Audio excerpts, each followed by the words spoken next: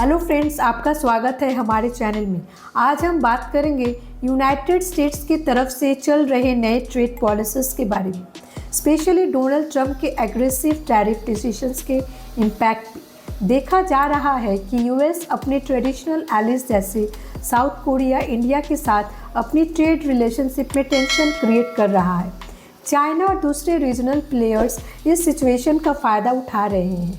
क्या यूएस दुनिया में अपनी इकोनॉमिक और पॉलिटिकल डोमिनेंस लॉस कर रहा है? यही हम डिटेल में डिस्कस करेंगे।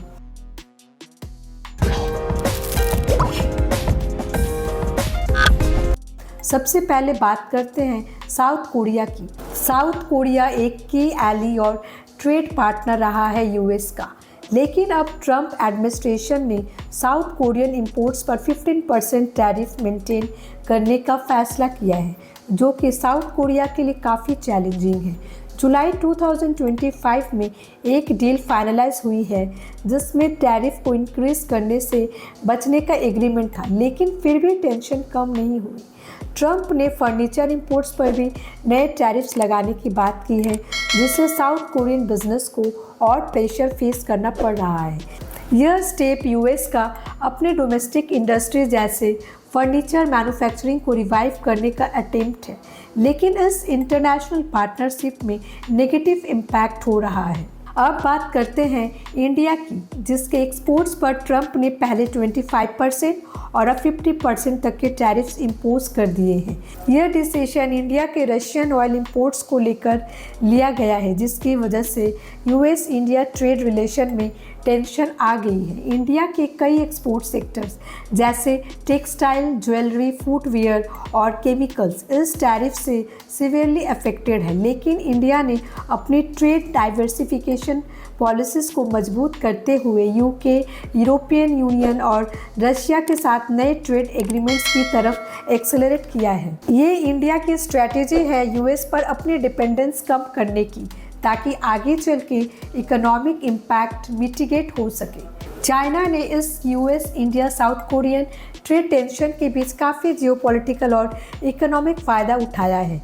चाइना अपने स्ट्रैटेजिक पार्टनरशिप को मजबूत कर रहा है और अपना रीजनल इन्फ्लुएंस बढ़ा रहा है। साथ ही ट्रंप ने चाइना पर अपनी सप्लाई चेन के लिए रेयर अर्थ मैग्नेट्स देने के दबाव बनाए हैं और इसके लिए 200% तक की टैरिफ्स लगाने की धमकी दी है। लेकिन चाइना इस प्रेशर को हैंडल कर रहा है और अपने मार्केट्स ट्रांसपेरेंट और डाइवर्स बना रहा है।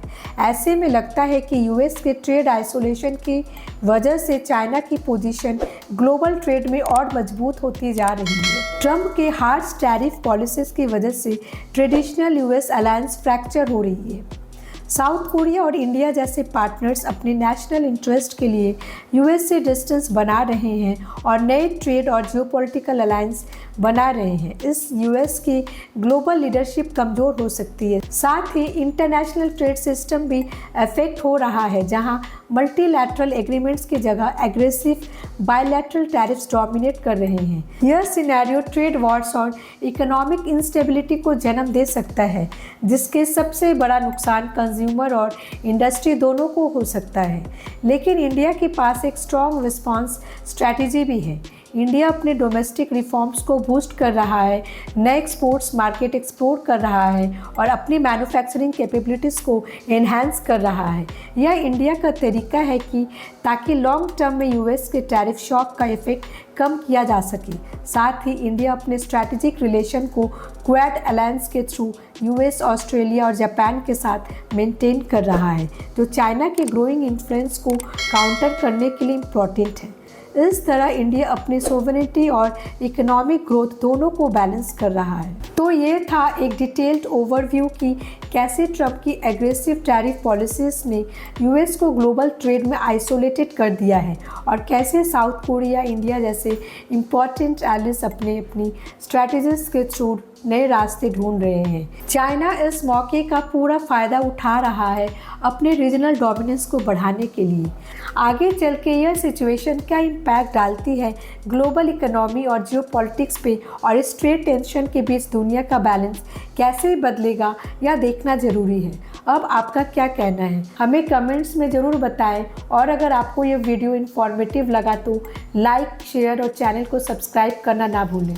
मिलते हैं अगले वीडियो में। Thanks for watching.